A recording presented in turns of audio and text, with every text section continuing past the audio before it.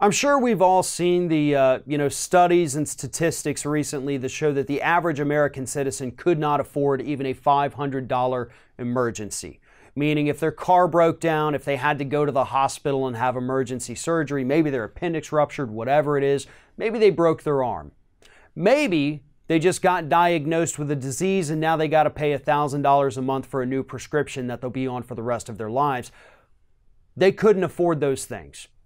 And in addition to that, there are still too many people in this country that have to make the choice every month, most of them in the elderly population, between whether or not they're going to fill their prescription drugs or they're going to be able to buy enough food to sustain them for the month. Those are very real choices that too many American citizens have to make. And the reason they have to make it is because of the astronomical cost of our prescription drugs here in the United States.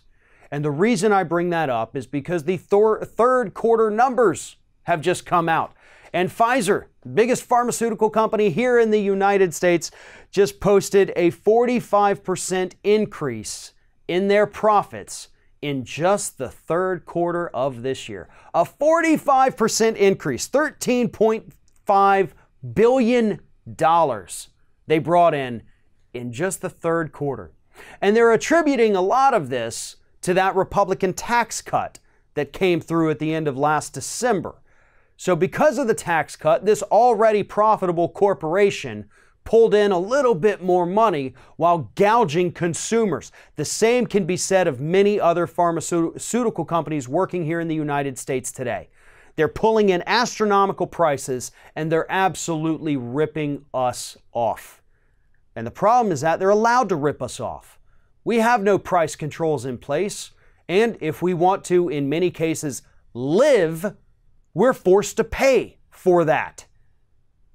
We're caught between a rock and a hard place because these pharmaceutical companies have paid off the politicians. They've got more lobbyists than almost any other industry in DC.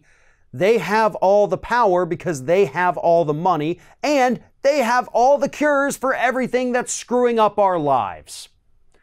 And to make it even worse, Pfizer, after getting a 45% increase in their profits in just the third quarter, said that in January they're going to take a look again at maybe raising some of the prices on some of their prescription drugs. So, we know that the increase in prices for these prescription drugs has absolutely nothing to do with making these pharmaceutical companies profitable. They're literally making more money than ever. And they're still sitting there telling us that in about 2 months, they're going to decide whether or not they're going to raise our prices even more.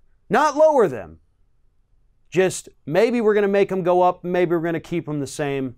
Either way, our profits are way up. We're getting a massive tax break. Really sorry that you can't afford those EpiPens for your kids because your family decided to actually have dinner this month. And that is a situation that is all too real for too many people living in the United States.